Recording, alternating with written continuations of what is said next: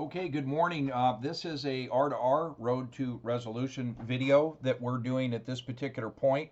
And what this is going to highlight is a GA corporate jet that has departed John Wayne Airport on 4/11.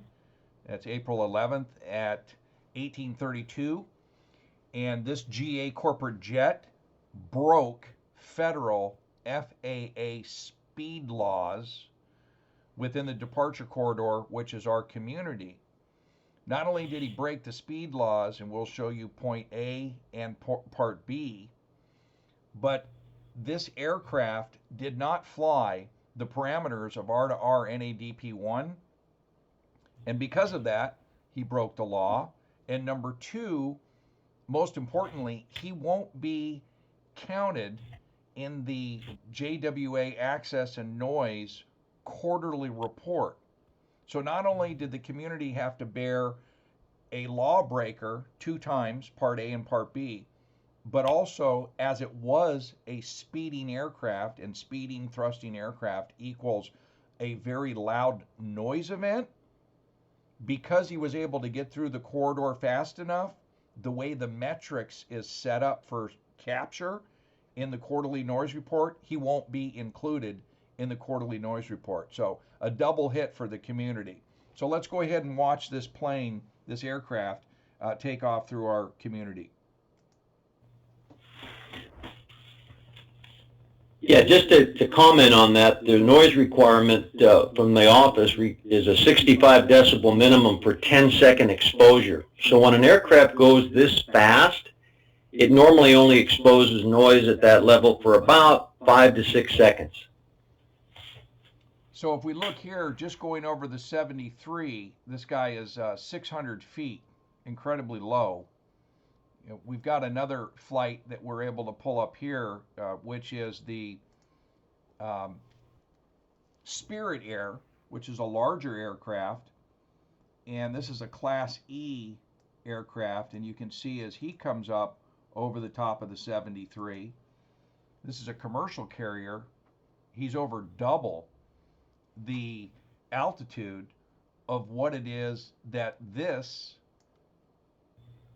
Gulfstream 4 was able to accomplish. Now this Gulfstream 4 is able to, based on its aircraft parameters, do better than the operating limitations on that aircraft is 4,200 feet per minute rate of climb. So he can easily outdo the climb that the Spirit aircraft was doing. Yep. Have an operational limitation of about 3,000 feet per minute on that Airbus. So let's watch this aircraft come through, and just so what we're looking for is these are screen grabs of this flight that we're reviewing this morning. And this particular Gulfstream 4 has broken federal aviation regulations called FAR 91117 in Class C airspace, which is JWA. And the first law that he's going to break is that the law says that below 2,500 feet, within 4 nautical miles, which is approximately at the dunes, which is noise monitor 7, this aircraft cannot exceed 200 knots. And we're going to show you that this guy has exceeded 200 knots well before the dunes. And then he's also broken the second part, which is that below 10,000 feet, he's not to exceed 250 knots. And he definitely exceeds 250 knots. So he's broke part A and part B. So let's go ahead and watch him do it. Now let's take a stop right there. Let's look at that 85, that LMAX of 85, because people they think there's this thought that the corporate jets don't make that much noise. Now let's compare that 85 to the Spirit flight at the same location, which is the Bickle waypoint. It's waypoint number 1, is what we refer to it as it leaves John Wayne. So we've gone past the LMAX. Let's go back. Yep, get the LMAX. looks like 73. So let's do a comparison. 73, 139, 2000, commercial airline, Spirit, 139, 2000, compared to 203, 800 feet. So looking at noise, 85 compared to 73, that's 73 decibels, 12 decibels louder. And that 12 decibels means over doubling of the noise, because the noise doubles every 10 decibels. Excuse me, that's not a correct statement. The first 10 decibels, it doubles. It's measured logarithmically, so it would be more than that. But a huge difference. But a phenomenal, this just shows that how the misconception of the public that the corporate jets don't make the noise. But when they thrust as fast as this guy is going. Yep, that's a 12 decibel difference in this part of town. It's more like a missile over the back bay. And if we look at the parameters, and this is the first time you'll see this on this morning's session, this is the secret sauce. And this is a list showing, these are waypoints, so these are markers within the departure corridor. This is John Wayne Airport, and this is where the aircraft fly when they depart John Wayne Airport. What we have here is a reference that at these waypoints, Bickle, Hefe, Papao, and Loren, that we want the aircraft to fall within these parameters. And these parameters are set on altitude here and speed.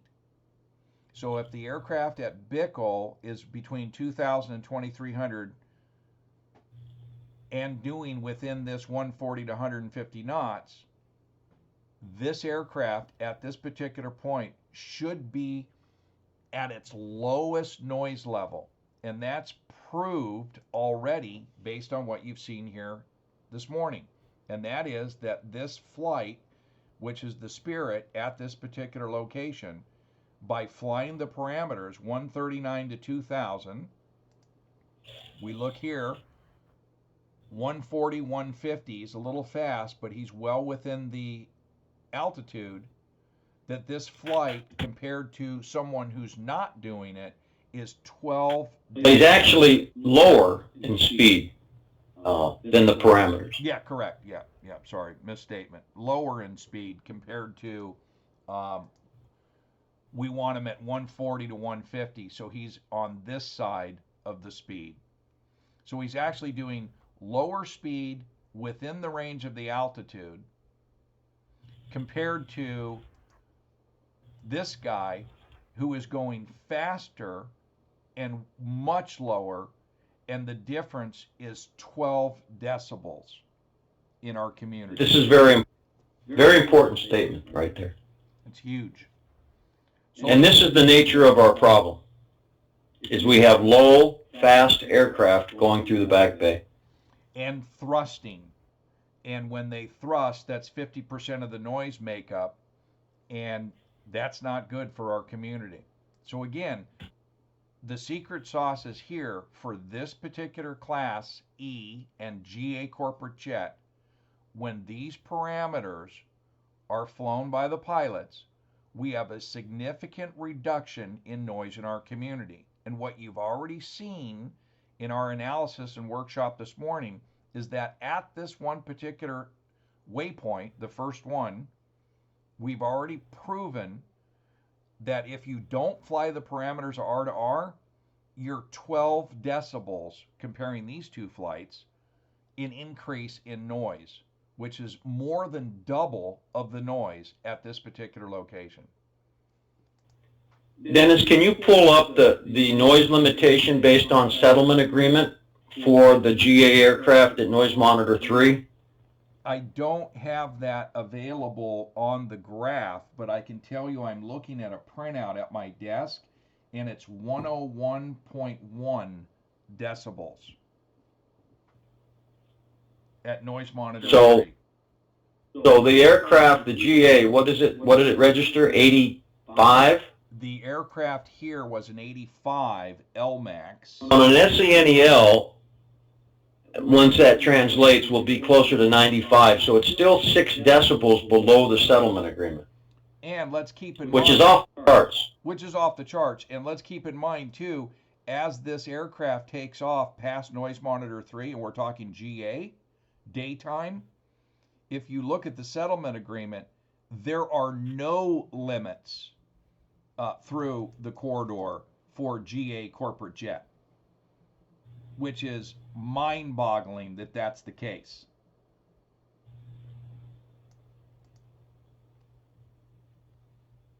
Okay, so let's finish watching this GA corporate jet break federal speed regulations in our community. So remember... Can you move the screen a little bit to the east? Yeah. There you go. So remember, when we're looking at this, he's not allowed to exceed 200 knots below 2,500 within 4 nautical miles, which is the dunes. And what we're showing right here is this dude is barely left the golf course over the 73, and he's already broken federal speed regulations at doing 206 knots, and he's only 800 feet. And we're having 30 to 40 of these flights a day that are breaking federal speed laws, are not being counted because of the broken metrics in the JWA Access and Noise quarterly reports. So the community is getting a double hit. Loud, thrusting aircraft that aren't included in the quarterly noise report.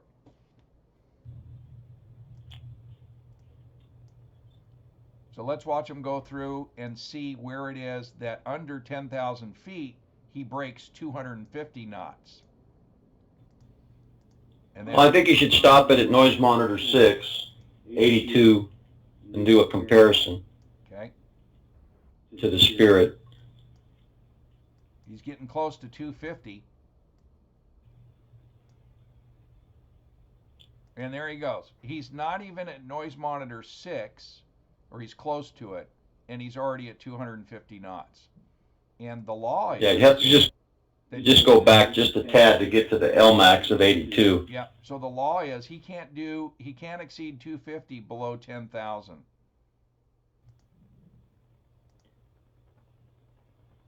Right there. There's the 82. So 82 LMAX. 71. So the Spirit was 71. Yeah. LMAX. We don't have to run that. It's just going to take too much time. And it was 71. So we have 11 decibel difference. And so that, again, this corporate jet was twice as loud, 11 decibels, than the Spirit commercial jet flying the parameters of the DP1, R2R DP1. So we'll take it to 7.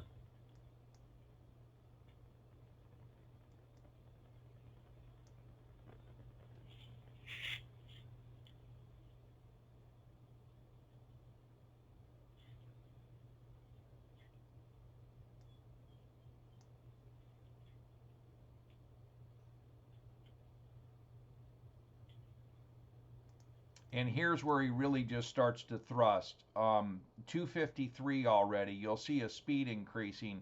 And like we said earlier, thrust is 50% of the noise makeup component.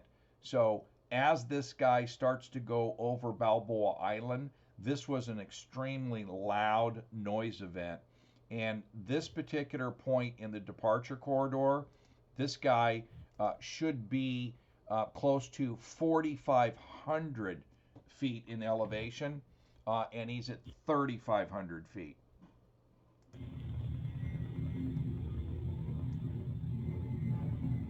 And you can see he's thrusting as he's increasing speed. So 264, 263 at the coast, 4,300. So double breaker of federal law 91117. And at this point, on an estimate basis, he's about 14 decibels louder than the Spirit flight, or where we have programmed that R2R DP1 parameters. So at the coast, we want them between 180 and 190 in speed, and at a minimum altitude of 5,000. Okay. So just to conclude, R2R is road to resolution, and what we're doing is trying to educate the community and people who are involved in reducing noise within our community from John Wayne Airport to get educated and get up to speed. So please feel free to reach out to Dennis and Joe for any additional questions that you might have, and we hope you enjoy this session. Thank you.